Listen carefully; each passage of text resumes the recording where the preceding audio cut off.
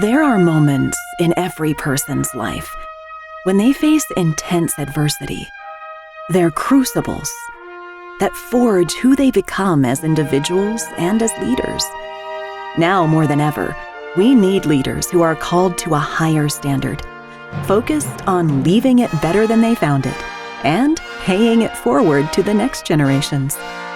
Now, let's join Fire Chief Randy Brugman as he speaks with leaders from all walks of life, as he explores and learns from their personal journeys and the crucibles that have forged them into better leaders and better people.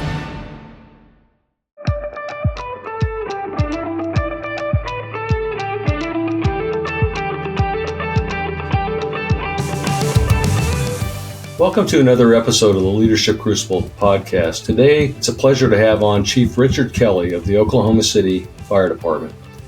Starting in 1991, he worked his way up through various roles before being appointed Fire Chief in September of 2017. Chief Kelly is heavily involved in the fire community, holding memberships in organizations such as the International Association of Fire Chiefs and the National Fire Protection Association. He's also been recognized with several awards throughout his career. Chief Kelly holds a Bachelor of Technology in Emergency Responder Administration from Oklahoma State University and has completed multiple leadership programs.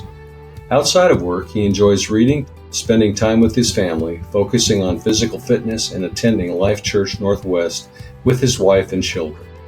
Well, Chief Kelly, welcome to the Leadership Crucible podcast. It's a pleasure to have you on the show. Yes, sir. Thank you for having me. Super excited to be here. Well, thank you. So, what led you into the fire and emergency services? I have a pretty interesting path. I think everybody, obviously, as you're growing and looking for opportunity in life, everybody has different challenges. But I was in high school, not a great student. I played a lot of sports, kind of ran a rough crowd, and I had my dad's brother who was very involved in business, helped me get into college. I was actually looking at going the military route. I was going to join the Marines. I'd done everything to do that. I'd done the ASVAB, all the testing. What I did take in consideration, my mom took it pretty hard. She had a brother that was killed in Korea, so she was a little bit nervous, had some trepidation about me going in the military. Yeah. So I started having a conversation with my brother, my uncle, who was very active in the business community, and he started helping me get into college.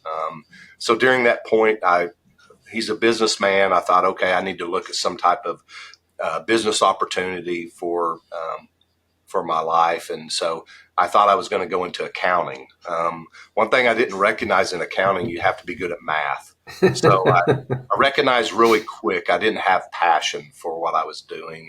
And I was fortunate enough that I had a good friend of mine I was going to high school with that was actually started testing for the fire service. And I started looking at it, and it was just one of those that you look at it. I started reading and learning, and it was just one of those that just seemed like a God thing. It fit.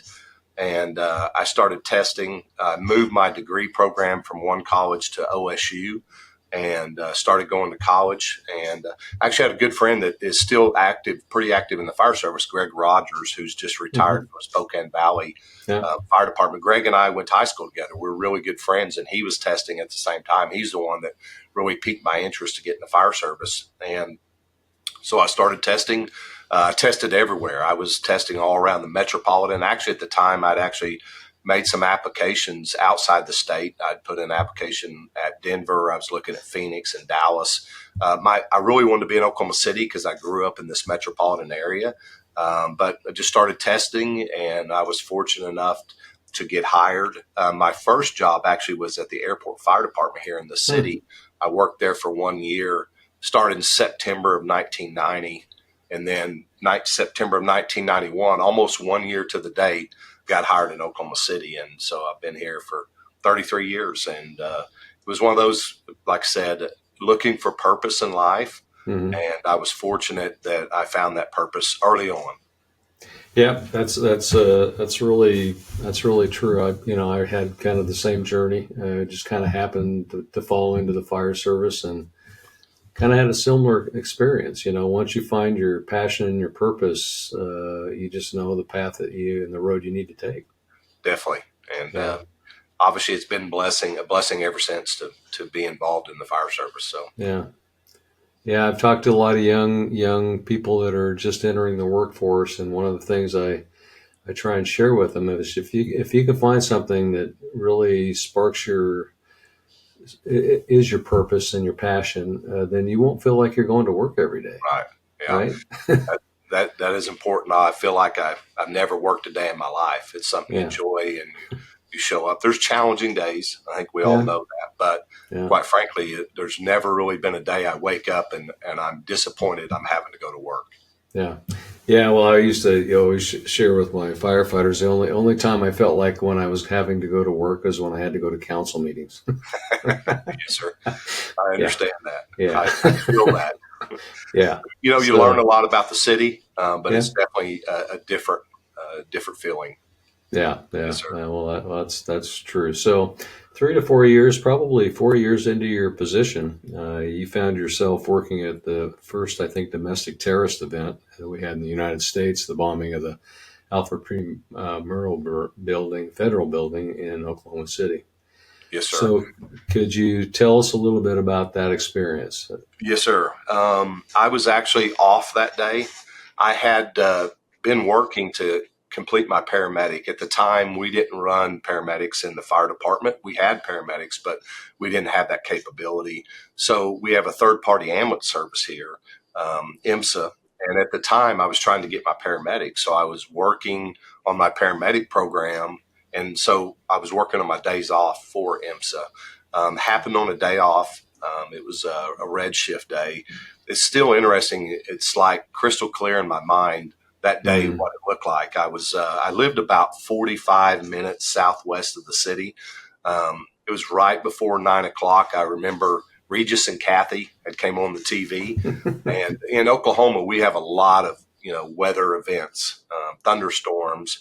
So I heard a loud noise and I thought it was thunder. So I remember opening the door and I looked outside and it was a beautiful April in Oklahoma, 70 degrees, no clouds really in the sky. And I'm like, that sounded like thunder, but don't see anything. And about that time on the news popped up and they started talking about some type of event in Oklahoma City. And they started scanning around with the helicopter and they first started talking, looks like some type of a gas explosion. And as soon as I seen the front of the building, I'm like, that's not a gas explosion. yeah. So at the time, we had never really talked about a general or an all-call in the fire department. We didn't have a recall system. So I just quickly took a super quick shower, jumped in my truck, drove the speed limit downtown, and I caught the last ambulance out of the headquarters for IMSA. I was dropped off on the northwest corner probably about 9:45 that morning. When it's one of those events, it's still in my mind, and it took me years to really put it together. But if you've ever seen the Saving Private Ryan when they were coming on the beach in Normandy, when they Hmm. had those slow motion events, and everything's moving around you so fast, but it seemed in a slow motion. When I saw that movie, I'm like, that's how I felt that day because I was on the northwest corner. They recognized I was a firefighter, the IMSA personnel. They said, "Hey, stay here. We've got patients coming out. Need you to talk with people, see what they need." And it was people were just coming up and just screaming, because everybody is in that event mode and Hmm. high profile mode. So I'm standing on the corner just trying to see what's going on. And that was the only time I worked there 11 days that I seen a live victim that was brought out. They brought a lady out, put her in the ambulance. I remember she was completely covered in concrete. That was the only live victim that I'd seen. And we're there, trying to assess her. And I remember there was a doctor in the ambulance and he's like, "Hey, we need to get her cleaned off." And I'm like, "No, we need to make sure she's breathing." And so we go through that and I recognize, okay, you've got this. I jump out of the ambulance. And so we were there. I was probably on that corner making sure, equipment was going in and out, what the needs were. And then I don't remember how long it was, as time stands still right there. Yeah. But I remember at that point, at some point, everybody just took off into a run. And when people start running, you do the same thing. So I started running with everybody. And I remember I was running back to the west towards, we had an apartment. It's called the Regency Towers. And I'm running, and I remember looking at someone. I said, "Why are we running?" And they're like, "Well, there's another bomb." So I stopped because I'm like, okay, if this goes off, I'm going to be caught anyway. So I turned back around and started helping redirect the apparatus that we're trying to redirect. And what was interesting, a couple things, when I was running west, there was an axle laying in the roadway. And I remember still seeing that. It's in the Memorial Museum. But I was looking at that axle going, that doesn't fit. What is that doing here? Ended up that was the axle to the Ryder truck that was laying in the road that they used to VIN number on that axle to identify where the Ryder truck was, where it came from, out of Kansas. But I turned back around and we helped redirect. Obviously, little did we know that event helped us as an organization to get control of the incident, because what we had was unfortunate. A lot of people had self-deployed, even firefighters. Myself, I made sure I was with IMSA, but others that were self-deployed. It allowed us to get control, to really get perimeter control, to allow us to really formulate our ICS structure in a way that we were calculated in what we're doing. So in that opportunity, it allowed me to get with my personnel from the station, and they recalled firefighters. And at that point, I made a transition from the EMS service to the fire service. I worked that day till that evening. I actually was on one of the first man lifts that we went in and recovered one of the first bodies off of the front pile. And then from that point, I just spent a lot of time there. I was assigned to a special team that we were we were the last 12 that walked out of the building on midnight on May 5th when Chief Mars came in and said, "Okay, we're done." We had already done recovery for probably about 30 or 40 bodies. We were at the point at the end when we knew there were 3 victims left. Part of the structure was not going to, if we removed the rubble pile around some columns, we knew the building would come down. So Chief Mars just came in and said, "Okay, that's it. We're done." So I was fortunate, obviously, to learn a lot in that event. Worked, like I said, 11 out of 17 days there. That really was something that shaped my career. In that Chief Wade Gorley, who was the police chief here, he just retired. And he and I had about the same timeline. And both of us, we talked about that many times, how it was transformational in our career. And part of that transformation was just the process of, we were a fairly large fire department. At the time, we had about 980 firefighters around that. But we had always been kind of self-reliant. We had mutual aid, but we really didn't have any automatic aid. We pretty much handled everything we had. And to have an event where you had 11 FEMA urban search and rescue teams, over 200 different agencies that respond in your organization and fit into your incident command structure, it allows you to recognize the complexities and challenges of leadership, and how important it is that it's not always about you, it's about your partners and building relationships. And so for me, it allowed me to see that from the ground up. Obviously, at that point, I was more on the ground level, but it allowed me to really recognize the importance of building relationships, of working with other partners, of getting outside your comfort zone and finding ways to grow, and recognize that you're not going to be able to handle, even though we call ourselves in the fire service all hazards response programs, we can't manage everything. And you have to build those relationships to be able to provide the most effective service to your community. And that really was a big transformation for me in my career. Well, I think it was a big transformation for the entire profession. It was, yes, sir. Because it was really the first terrorist attack that we had seen to that level. And it really, I think, pointed to the fact, and it led us to what we now know as Homeland Security. It did. And there were so many factors in that that we just took for granted. Just the fact of our relationships with the federal government, our relationships with the state level. We never focused on that as much as we should. Obviously now we have fusion programs and where we're involved in Joint Terrorism Task Force and all the things that we do, we were somewhat siloed. And I think that allowed us to recognize, hey, you have to be involved. And the other part of it, it's very sad that it happened in our community. There's a lot of growth and a lot of opportunity that, unfortunate 168 victims had to give their lives for that.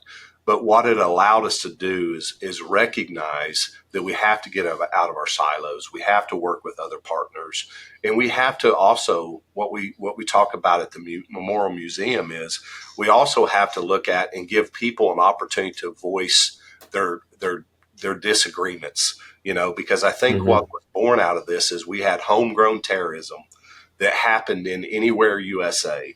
I think if we knew what happened at the World Trade Centers in New York City, that seems like an obvious target, and other events that we've seen throughout the U.S. But when this happened in the middle of the United States, in an area that probably is, everybody asks the question, why Oklahoma City?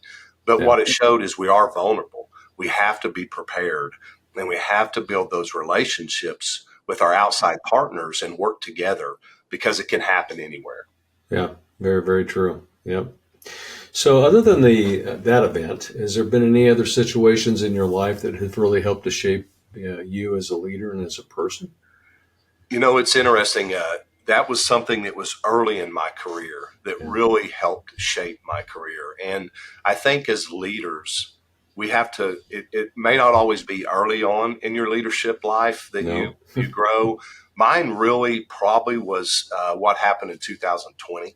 Now, part of that was COVID. We really had to take a different measured approach to what we were doing. That was really transformational to me, and it allowed me, even though I was, 27 years into my career, it allowed me to grow and to rethink my leadership. And part of that was how we take care of our people. That was an event that we recognized. Our people, we've always known our people are extremely important, but we've seen the vulnerability that we have when we don't have relationships, when we're not able to get together and we're not able to work together, and we're telling people to isolate. And we've seen some of those out of that we've had some challenges. I think behavioral health wise that we all have really come to the forefront. It's been there in the fire service. So that was an area. And then we also had an event that happened in the middle of that. It was pretty challenging in my career, and I learned a lot from it. We had an event because of COVID, because of some other challenges. We had some really difficult response times on our transport service for EMS. And during that, we had an unfortunate event where there was a child that had an incident, and one of our firefighters transported the child in an apparatus. And really what it was, we had an internal issue that we were trying to work through, but it caught national attention. It was one of those, it went viral. It went, nationwide. It was talked about in the fire service. There was blogs about it. I had people reaching out to me from all different walks. We had, we would get 10, 15, 20 calls a day, people calling that, I should be fired. They would reach out to my boss, just a lot of different challenges. It created some internal conflict within the organization. And it helped me grow as a leader. Now, we all know that we would rather not grow in that manner, but it was one of those events that I recognized that I had to think differently. I had to look at things differently. It helped me recognize how I communicate with our personnel, of making sure that we're as transparent as we can be as leaders. And we try to give, the full picture as much as we can, and we keep our people informed. So that was really a big transformation. Though that event, they coincided together. Obviously, the COVID challenges and the stressors we had on our organization, coupled with that event, because it brought to light, our organization, and it could have been maybe looked at in a negative light. And we have a lot of great people that work hard, that do a great job. This was just one isolated event that we had some difficulty with, that we had to work through. So that was definitely something for me. And I think we always think of those events have to happen early in our career.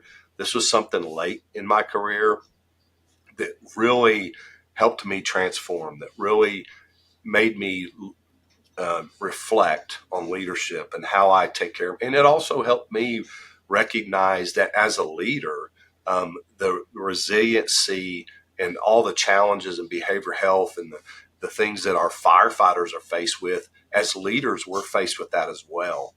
And we tell our people all the time to take care of themselves in a positive way.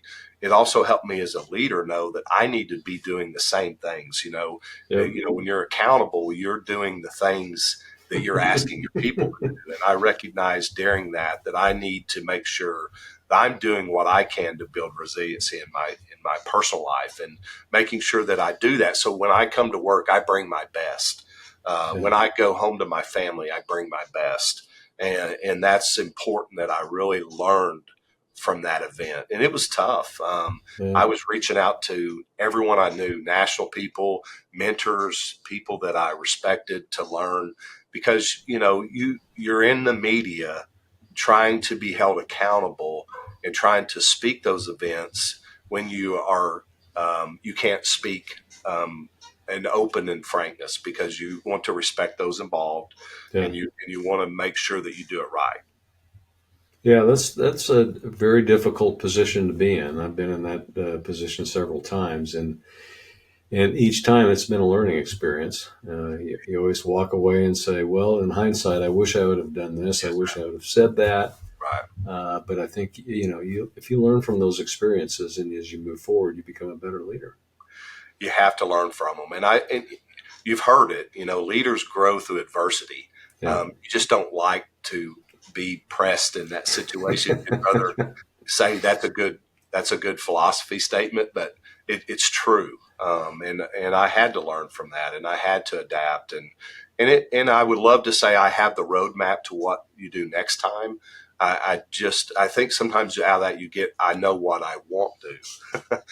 Yeah. So I have some ideas for the next one, and that's, as leaders, we always have to be progressive and look forward. But every event's a little bit different. And sometimes in the media, you don't get to what you want presented is not always what someone else wants to present. So you don't always control the narrative. So what I recognize in that, the narrative I do control is with the people that I'm leading. So I had to focus internal and say, I need to take care of home. I need to take care of home and focus in that area. And then hopefully the groundswell from that will help address the other concerns that we have. Yeah, very good advice to focus internally first, because you're right. When you're talking, especially to the press, you can have a 30-minute dialogue, and they're going to pick out what they want to pick out, and it's going to be based upon what they think they can get the best ratings with. Yes, sir. Yes, sir. Clicks and likes. Yeah, clicks and likes. Yeah. So, Yeah. well, we talk a lot about We've been talking about leadership. What's your perspective of leadership today in our society? This is just like this podcast, and thank you again for allowing me to come on. I love where we're at in society as far as leadership. If you don't want to learn about leadership, you're just not looking. That creates some challenges as well. I listen to a lot of leadership podcasts. I love, the thing is, you get to know people that years ago you would never get to hear them unless you went to a conference. So I get to hear so many dynamic people and all the good things. And I look at it from this perspective. The challenge you have with social media or Facebook, you're always getting the best part of that. People don't get on Facebook very often and talk about how their life's miserable, and they show you all the good food they're eating, all the great things. And that's the thing I think about leadership today. If you want to go out and learn about leadership, you just need to look on a podcast or a different TED Talk or different things. Where that creates some challenges is, as a follower, I think we have an expectation that leadership is perfect. If my leader doesn't act the way I listen to this podcast, I have a bad leader. And leadership is fallible. It's not perfect. And I think we've created somewhat of a perfection in that a leader needs to be this way. They need to take care of their troops all the time and care about them. And yes, those are important. But there are things sometimes in that taking care of the leaders, leaders taking care of their people is holding them accountable and making sure that we are mission focused in that while we're being people centric. So there's a lot of things that dichotomy gives a challenge. So I think the leadership today is we're more knowledgeable. We have the opportunity to learn, but it has also an opportunity to be a negative because we can create this pie in the sky that to be an effective leader, you need to be like this person.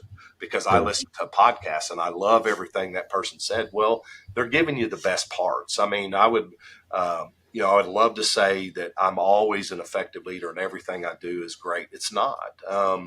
But I think we have to strive for that every day. So I think what we have to do is hopefully as these leadership podcasts and TED Talks and all this available information we continue to grow, that we also learn in that to give grace and to give opportunity for growth and recognize that leaders are not perfect. They should strive for perfection, but it's not going to be perfect. And I think that is an area that leadership is in that today of how do we grow from that? How do we continue to build? And I don't want to say that we should step back and not learn. We need to, this is knowledge is great. We should be, grabbing that and learning.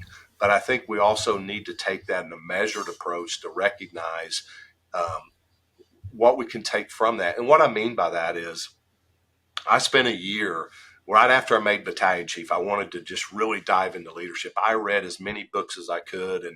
And what was interesting at the end of that year, I was actually somewhat, I was a little disappointed because I read some great books on Colin Powell and all these different leaders, John Wooden, and just leadership after Stephen Covey. And you get at the end and you're a little bit depressed because you're like, I can't be like those individuals. These are incredible people that have these different stories. And what I recognize, that's true statement. I can't be those individuals. I have to be myself. And so I think through leadership today is we have to learn who we are and take all of these different leadership opportunities and lessons and try to build upon who you are to help you be the most effective leader. And that's where leadership is today. I think that we need to really learn that and how we grow. I don't want to take away from these opportunities of learning. That is such, we have the opportunity with the iPhones and the technology to have everything at the touch of a fingertip. If you don't want to learn, it's on you because there's so much there. But that's where I think leadership is today.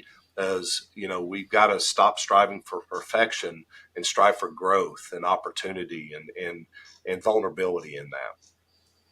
Yeah, great perspective. I think that today's environment, a lot of people look at leadership as sound bites.